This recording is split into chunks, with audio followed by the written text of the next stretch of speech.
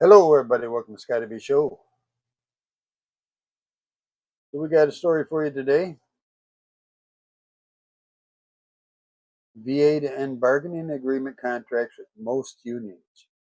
The Department of Veterans Affairs announced Wednesday it was ending collective bargaining agreements with most federal unions, a move that affects roughly 80% of its total workforce. Members of the American Federation of Government Employees, AFL-CIO, the National Association of Government Employees, the National Federation of Federal Employees, the National Nurses Organizing Committee, National Nurses United, and the Service Employees International Union will no longer have the labor protection negotiated by their organizations. They can still be members, but the VA will not recognize the contracts that have been negotiated on behalf of the workers by these groups.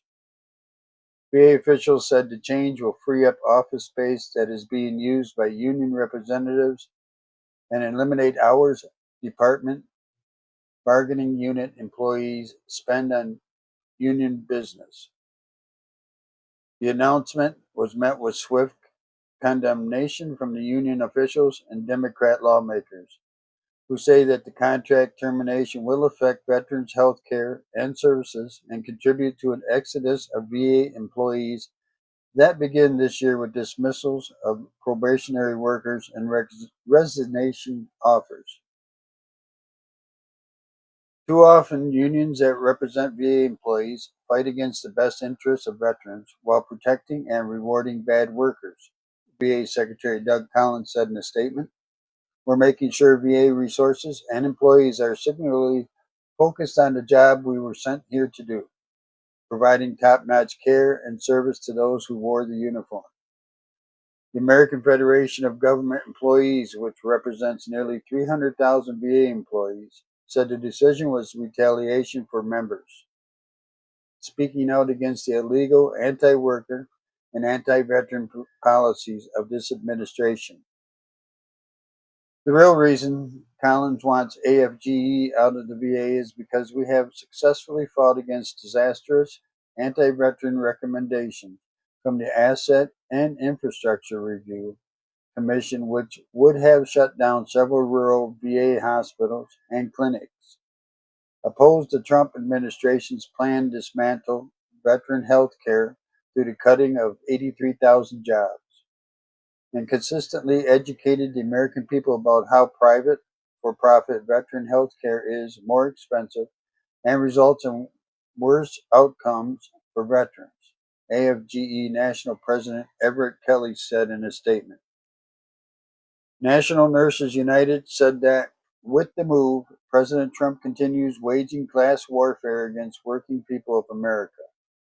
Studies have shown unionized hospitals have better outcomes than non-unionized hospitals because nurses and other staff are able to speak up about their concerns and hold management accountable.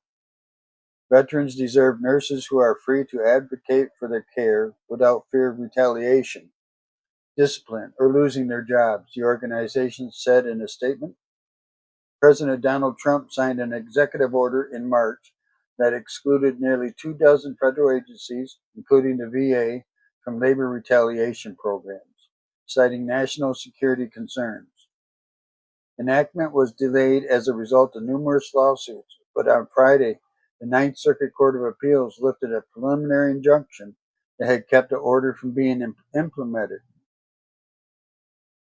Wednesday's announcement continues the Trump administration's long-standing efforts to reduce the role of unions in the federal workforce. During his first term, Trump signed executive orders that made it easier to fire federal workers and limited the subjects that unions could negotiate over.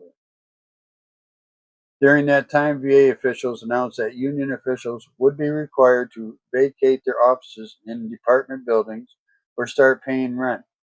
The unions also tussled with the administration over the firings of more than 1,700 VA employees during Trump's first term, whom the administration said were dismissed for misconduct. And earlier this year, the VA stopped withholding most union dues from employee paychecks, forcing them to pay some other way. According to VA officials, the change to no longer recognize the unions will free up more than 187,000 square feet of office and medical space now used for union representative office and will influence bargaining unit employees' priorities, allowing hours spent on union work to now be used to serve veterans instead of union bosses. Democratic Senator Richard Blumenthal of Connecticut, ranking member of the Senate Veterans Affairs Committee, called the contract termination a cruel and stupid mistake. The Trump administration's move to strip VA and veteran employees of their union bargaining rights is yet another blatant assault against VA's workforce that will damage veterans' care and benefits and weaken accountability and oversight at the department, Blumenthal said in a statement Wednesday. The unions that represent roughly 4,000 VA police officers, firefighters, and security guards are not affected by the change. Shortly after the judge's ruling last week, Kelly said AFGE was deciding what its next steps were in the legal fight against the executive order. We remain fully committed to fighting this case on the merits and are confident in our ability to ultimately prevail, Kelly said. Well, it's another one of those, are you a union guy or you're not a union guy? Are you Democrat or Republican? Are you union or not union? You got to decide for yourself on that, right?